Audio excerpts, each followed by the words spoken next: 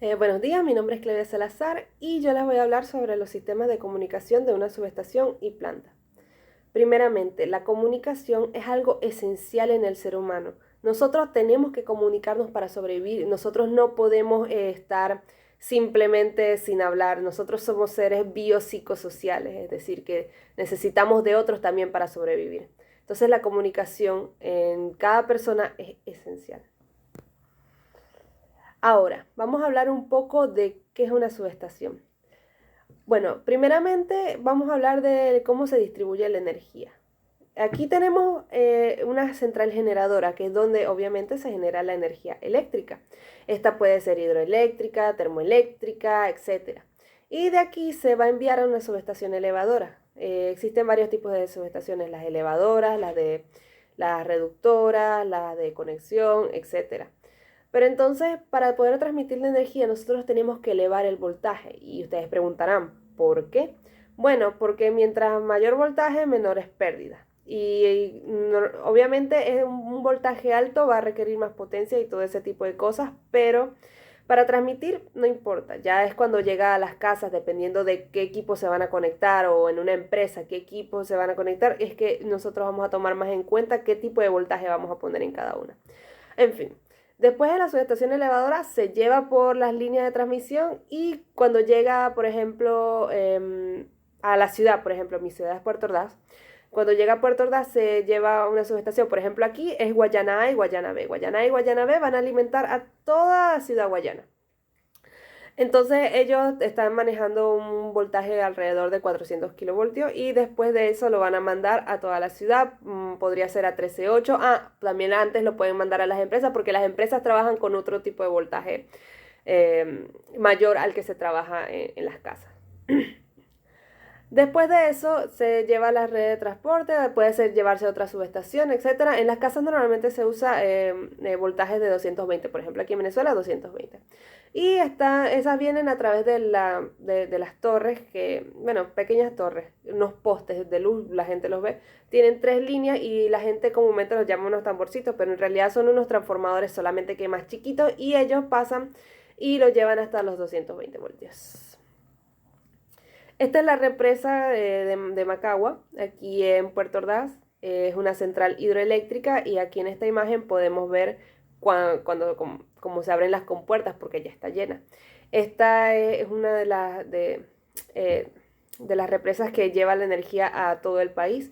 Está compuesta por líneas de 765 kilovoltios que van de aquí hasta Caracas también. Y antes se solía vender energía a otros países como Brasil.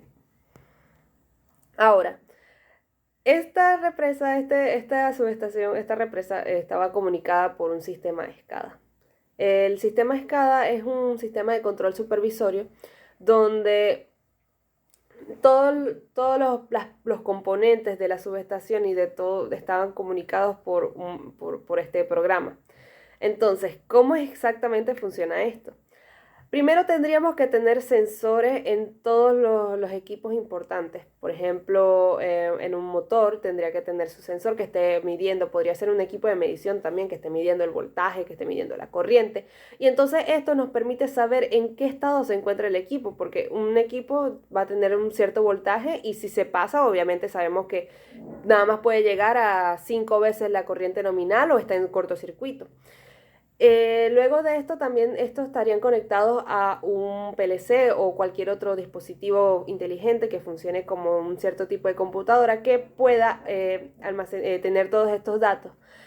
Por ejemplo, en el caso de que fuera un PLC, entonces este tendría que ser programado para tener una instrucción, es decir, esto lo discutirían los ingenieros y dirían, oye, si esta parte de la subestación se queda sin energía, entonces quiero que automáticamente se cierre este interruptor que está normalmente cerrado para que nada más me quede esta mitad de la subestación alimentada y entonces no tengamos que salir fuera de servicio porque este es un hospital y obviamente la energía es esencial aquí. Esa podría ser una instrucción. Entonces ese sería como el segundo nivel. Y el tercer nivel sería, como lo muestro aquí, que esté conectado a una base de datos, a una computadora que almacene todos estos comportamientos que han venido sucediendo en la subestación y entonces pueda lograr una predicción, es decir, está pasando, ahí este aparato está pasando, está muy caliente, tiene altos niveles térmicos. Puede ser que haya una sobrecorriente, entonces hay que ir a revisar, hay que mandar gente. Algo que quiero destacar de este sistema es que no necesariamente tiene que ser en una sola subestación, es decir, está una subestación elevadora. También podría conectarse a las líneas de transmisión que están súper lejos de la subestación y a la subestación reductora también, porque la comunicación es esencial. Si pasa una falla, entonces necesitamos comunicarlos. Imagínense que no hubiera comunicación, entonces ¿cómo se arregla esa falla? Se quemarían todos los equipos y perderían millones y millones de dólares. Y esto simplemente no puede suceder. Otra cosa que quiero destacar es que cuando se hacen estas predicciones, esto debería estar en un centro de control.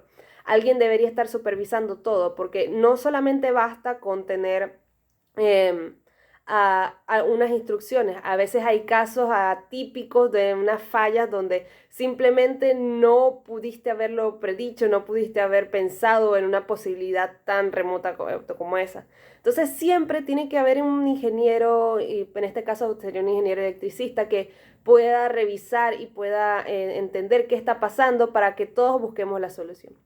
Pero sí, tener un sistema de comunicación es muy importante porque cada segundo cuenta en una subestación y más si es un cortocircuito. Muchas gracias.